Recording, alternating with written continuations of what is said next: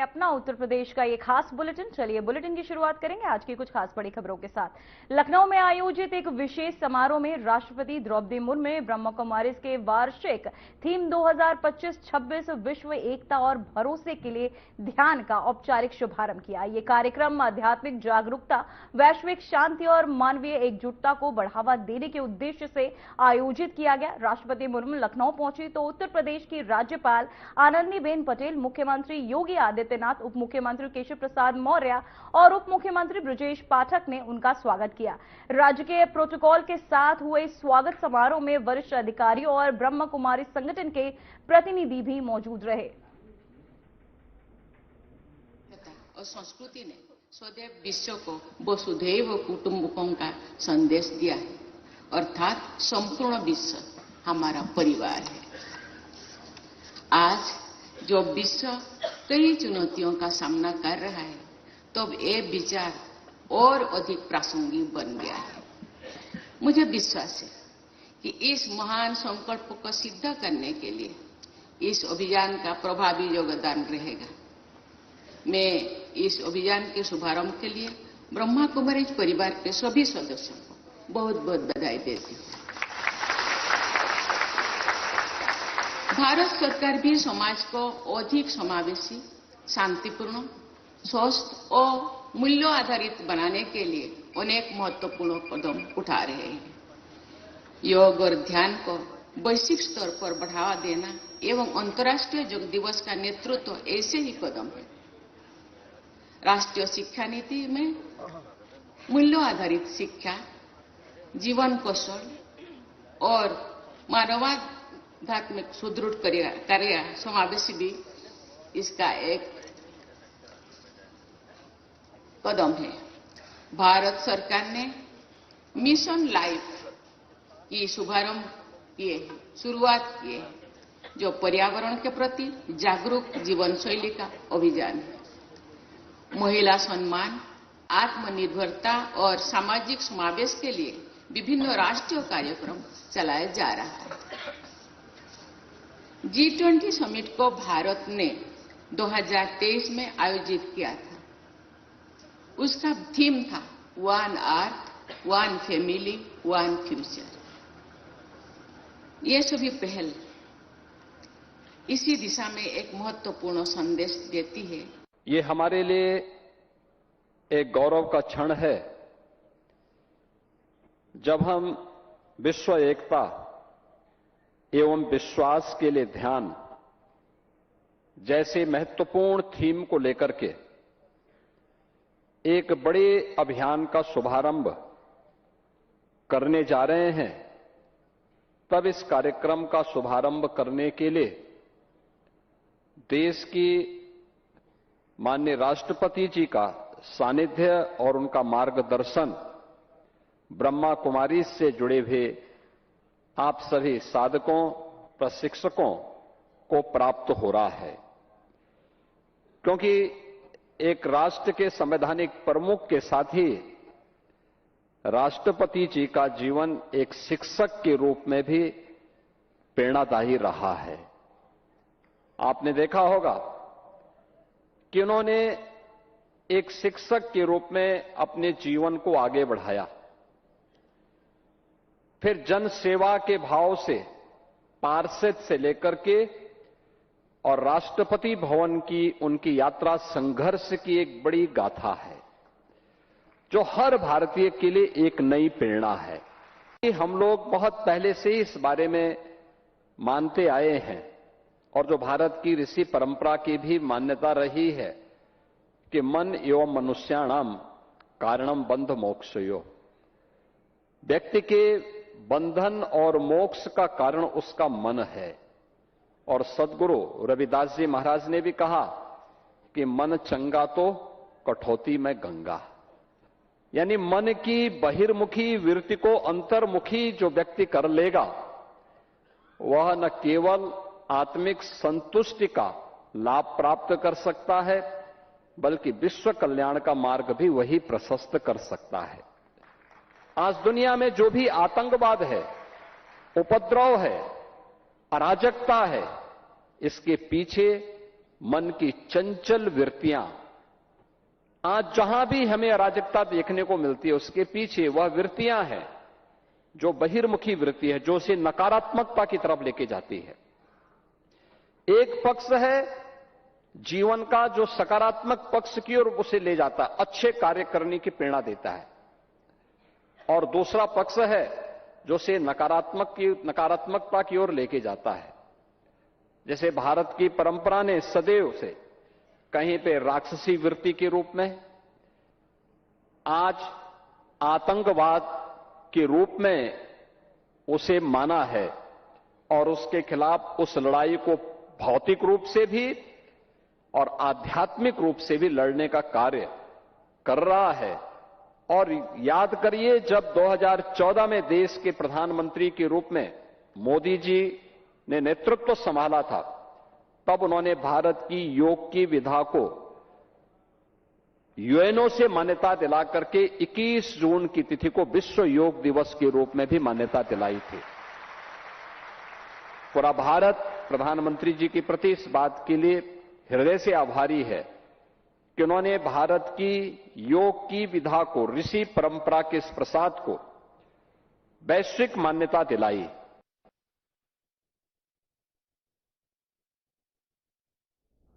तो वहीं बदायूं में अचानक पहुंचे प्रदेश के उप मुख्यमंत्री बृजेश पाठक ने राज्य के मेडिकल कॉलेज का औचक निरीक्षण किया। उनके पहुंचते ही मेडिकल कॉलेज प्रशासन की कई खामियां खुलकर सामने आ गई। इमरजेंसी वार्ड का निरीक्षण करते समय उप मुख्यमंत्री को एक मरीज मृत अवस्था में मिला। जांच में सामने आया कि उक्त मरीज की मौत करीब 2 घंटे पहले ही हो चुकी थी।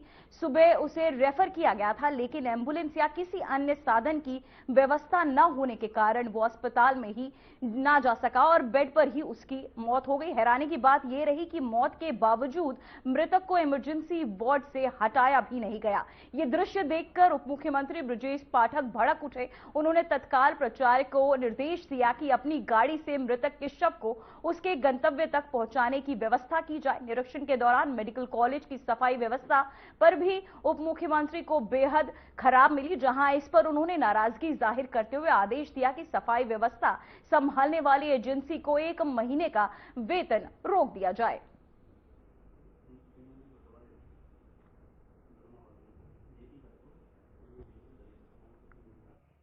औचक निरीक्षण हमने अपने सभी जनप्रतिनिधियों के साथ, माननीय विधायकगण के साथ किया है, और यहाँ पर कुछ आधारभूत व्यवस्थाओं में कमी पाई गई। सफाई के लिए जो सफाई एजेंसी है उसको 1 माह का उसका जो भी भुगतान होगा वो नहीं किया जाएगा, क्योंकि सफाई गुणवत्तापरक नहीं थी, गंदगी पाई गई है।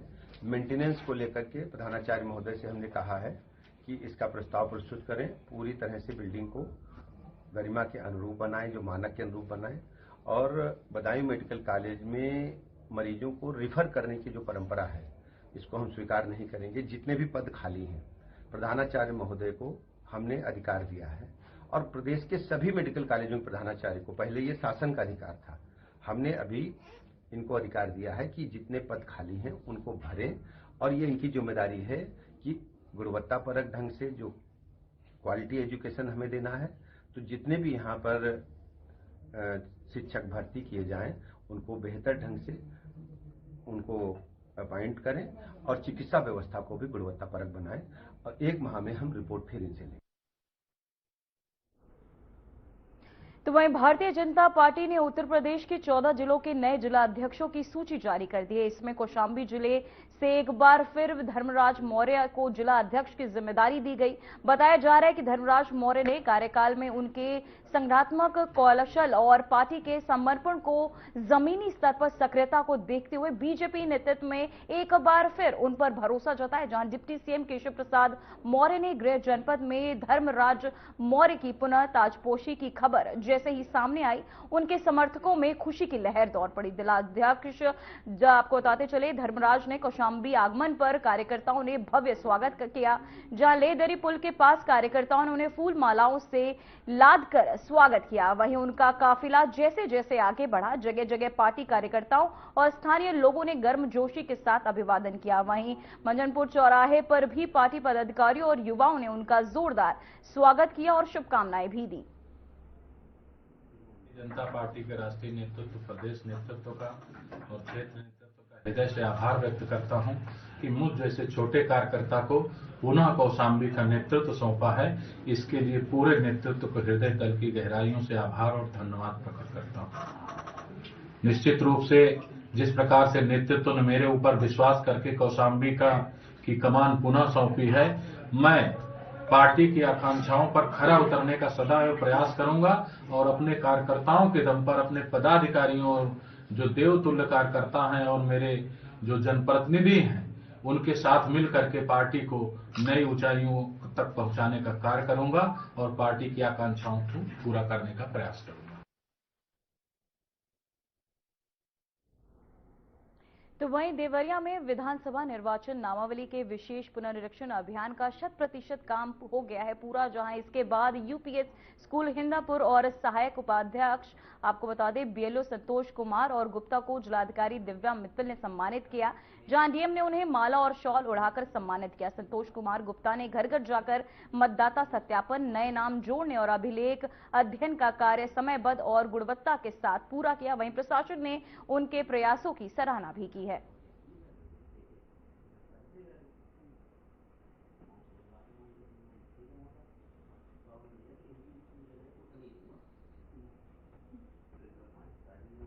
मैं सभी देवरिया के वोटर्स को बताना चाहती हूं कि इस वक्त एसआईआर का काम जो है बहुत तेजी से चल रहा है और अब हमारा फॉर्म के सबमिशन की अंतिम तिथि भी नजदीक है। तो मेरी आप सभी से अपील है कि कृपया अपने भरे हुए एन्यूमरेशन फॉर्म्स को अपने बूथ पे जाकर जमा कर दें। लगातार बूथ पे हमारे कर्मी आपका फॉर्म लेने के लिए उपस्थित हैं।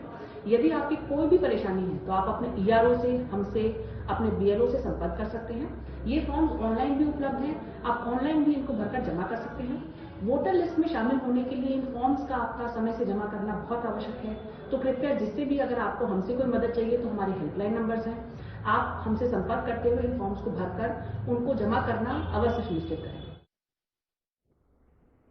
तो वहीं बाराबंकी में पुलिस अधीक्षक अर्पित विजयवर्गीय ने रिजर्व पुलिस लाइन में आयोजित साप्ताहिक परेड की सलामी ली। परेड के बाद एसपी ने परेड ग्राउंड, बैरक और पूरे पुलिस लाइन का परिसर का विस्तार से निरीक्षण भी किया। निरीक्षण के दौरान उन्होंने जवानों की शारीरिक और मानसिक फिटनेस पर भी जोर देते हुए दौड़ और व्यायाम की प्रक्रिया कराई।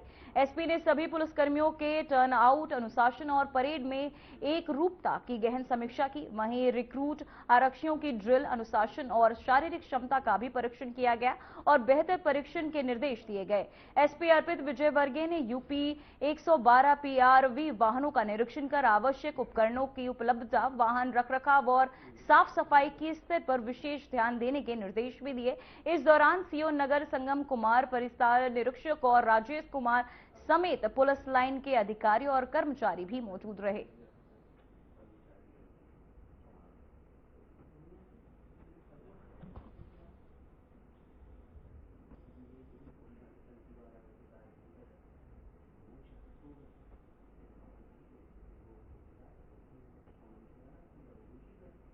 तो वहीं ललितपुर में होटल शुभ हेवन में आयोजित एक विवाह समारोह में यूपी सरकार के राज्य मंत्री मनोहर लाल पंत जमकर थिरकते नजर आए। जैसे ही मंच पर दे दे प्यार दे गाना बजा, मंत्री पंत खुद को रोक नहीं पाए और स्टेज पर उतरकर खूब नाचे। ये कार्यक्रम कुंवर महेंद्र सिंह बुंदेला, छोटे राजा के पुत्र के विवाह का था, जिसमें शामिल होने मंत्री पहुंचे थे। उनका ये डांस वीडियो सोशल मीडिया पर तेजी से वायरल हो रहा है। बता दें कि मंत्री मनोहर लाल पंत के विवाह समारोह में नाचते हुए वीडियो पहले भी कई बार वायरल हो चुके हैं। इस बार भी उनका ये अंदाज लोगों को खूब पसंद आ रहा है।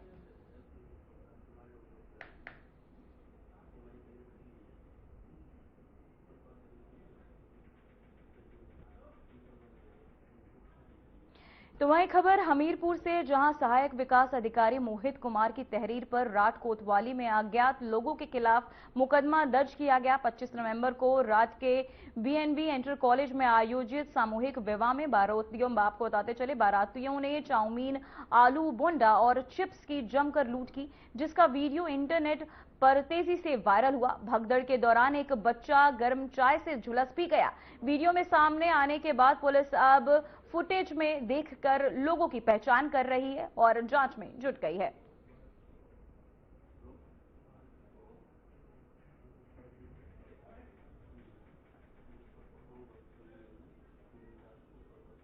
वही विवाह योजना के अंतर्गत हमीरपुर में राठ विधानसभा क्षेत्र में 25 नवंबर को सामूहिक विवाह का कार्यक्रम आयोजित किया गया था, जिसमें स्थानीय सभी माननीय जनप्रतिनिधि, माननीय विधायक, नगर पालिका के चेयरमैन, ब्लॉक प्रमुखगण इत्यादि उपस्थित थे। जनपद के तमाम वरिष्ठ अधिकारी उपस्थित थे। कार्यक्रम बहुत ही अच्छे तरीके से सुचारू ढंग से संपन्न हुआ। कार्यक्रम संपन्न होने के उपरांत जब सभी लाभार्थी जा चुके थे, जब वेंडर अपने सारे सामान, बचे हुए सामान समेट रहा था, उसी समय कुछ अराजक तत्व बाहर से घुस आए और उन्होंने शासन की छवि खराब करने की मंशा से वहां बचे हुए चिप्स वगैरह की छीना झपटी की और उसका वीडियो बना करके सोशल मीडिया में वायरल किया, जो प्रशासन के संज्ञान में आते ही विधिक कार्यवाही के लिए FIR दर्ज करा करके प्रभावी कार्यवाही की जा रही है।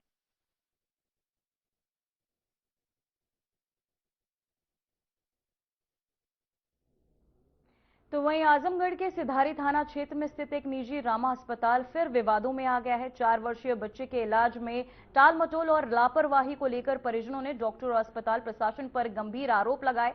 परिजनों का कहना है न केवल इलाज में देरी की गई, बल्कि दूसरी जगह ले जाने की बात करने पर डॉक्टर ने गाली गलौज की और अस्पताल स्टाफ ने मारपीट भी की। परिजन इस घटना को अस्पताल की घोर लापरवाही बताते हुए कड़ी कार्यवाही की मांग कर रहे हैं।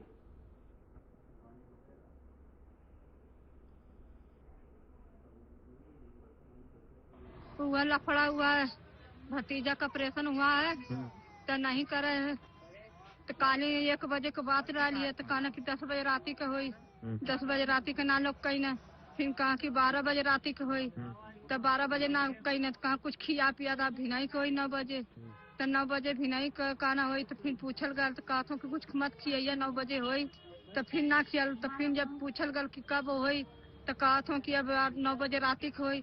तब हम कहीं जब ना तो उनसे सफरत तो छुट्टी दे दा, और छुट्टी दे तो बस वही खाते हमने कहीं छुट्टी दे कहता कि इतना पैसा बिल भर, हम कहीं केतुआ का बिल कितनी भर, अरे हिसाब से नहीं लेवा, बस यही खाते हैं, बस बोली बोला में बस हमारे भाई के खींच के बस लगना पुलंदर मारे खींच के, जब छोड़ावे गई नहीं है बस हम के खींच के मारे लगना, फिर एक भाई के पकड़ के बुलाए मैंने, वो के लगना मारे, वो पकड़ के फिर हम के पकड़ के लगना मारे, फिर भौजाइयों को हमारे मारत हमें।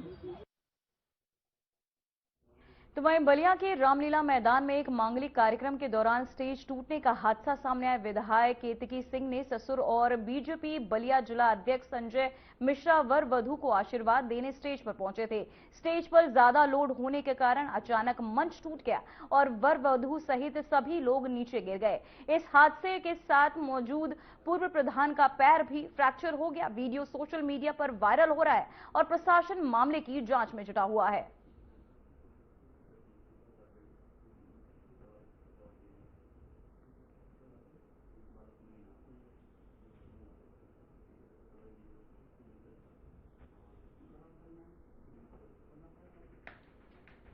तो वहीं संभल के हयात नगर थाना क्षेत्र में गंगा एक्सप्रेस पर कार और बोलेरो पिकअप के आमने सामने की भिड़ंत में 4 से 5 लोगों की दर्दनाक मौत हो गई। हादसे में कई लोग घायल हैं। वहीं पुलिस के अनुसार कार में 7 से 8 लोग सवार थे, जिसमें से 4 से 5 की मौके पर ही मौत हो गई। घटना की सूचना मिलते ही एएसपी कुलदीप सिंह मौके पर पहुंचे और पुलिस ने घायलों को निजी वाहन और एम्बुलेंस के माध्यम से जिला अस्पताल में भर्ती कराया। वहीं हादसे की जांच शुरू कर दी गई है और पुलिस मामले की गहनता से पड़ताल कर रही है।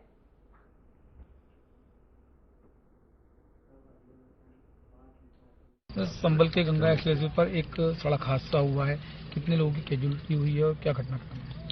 रसूलपुर धतरा थाना हयात नगर तहसील संभल में एक गांव है, यहीं से जो गंगा एक्सप्रेस वे गुजरता है उसमें एक पिकअप और एक अल्टो दोनों की आपस में, क्योंकि एक ही ओर से जा रहे थे तो दोनों की भिड़ंत हुई, जिसमें 6 लोगों की मृत्यु हुई है। 2 गंभीर रूप से घायल हैं जिनको जिला चिकित्सालय मुरादाबाद रेफर कर दिया गया है और 2 सामान्य रूप से घायल हैं, उनको जो जिला चिकित्सालय जनपद संभल है ये वहाँ पर है, और जिनकी मृत्यु हुई है उसमें 3 बच्चे हैं और 3 महिलाएं हैं। तो वहीं सहारनपुर के थाना गांगल हेडी क्षेत्र में सैयद माजरा के रहने वाले एक परिवार सड़क हादसे का शिकार हो गया। परिवार कार में फसंतीपुरी किसी सदस्य संस्कार में जा रहा था, तभी तेज रफ्तार से चल रहे बजरी के भरे डंपर का असंतुलित होने से वह कार के ऊपर पलट गया। वहीं हादसे में महिला सहित 7 लोगों की मौके पर ही मौत हो गई। वहीं ग्रामीणों की भीड़ घटनास्थल पर जमा हो गई और सड़क पर आवागमन बाधित हो गया। पुलिस और ट्रैफिक टीम मौके पर पहुंचकर बचाव कार्य कर रही है। शव और डंपर हटाने के लिए क्रेन बुलाई गई। डंपर चालक को हिरासत में ले लिया गया है और हादसे की जांच जारी है।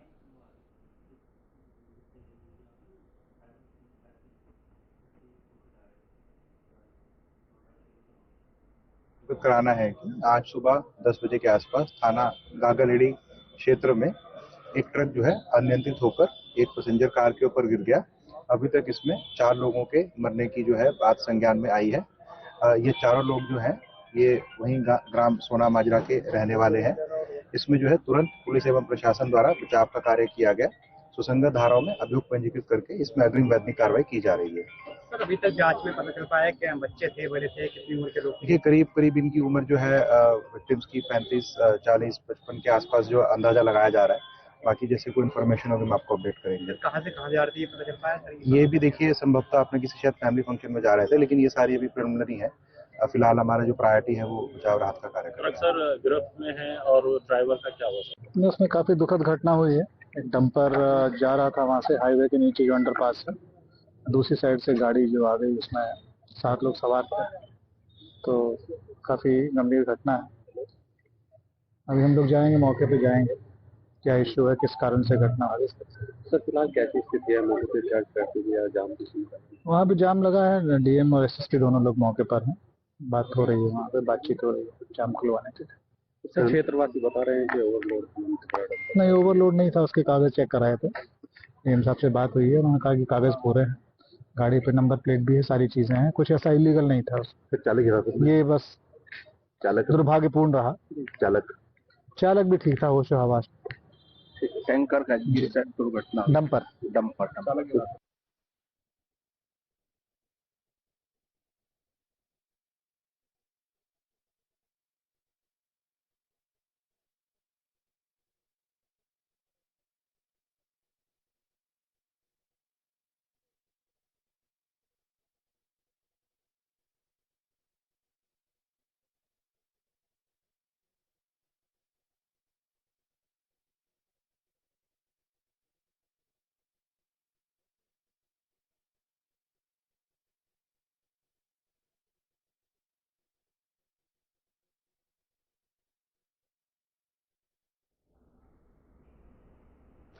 तो वहीं भारत स्काउट एंड गाइड्स का आयोजन किया गया, जहां राष्ट्रपति द्रौपदी मुर्मू और सीएम योगी आदित्यनाथ मौजूद है। चलिए आपको सीधे लिए चलते हैं।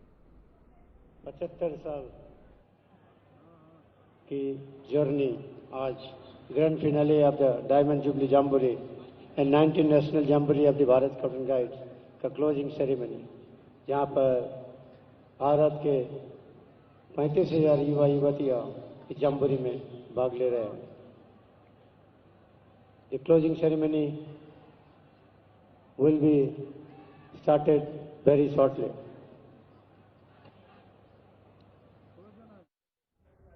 फिलहाल उत्तर प्रदेश की खबरों में इतना ही। मुझे दीजिए इजाजत। नमस्कार।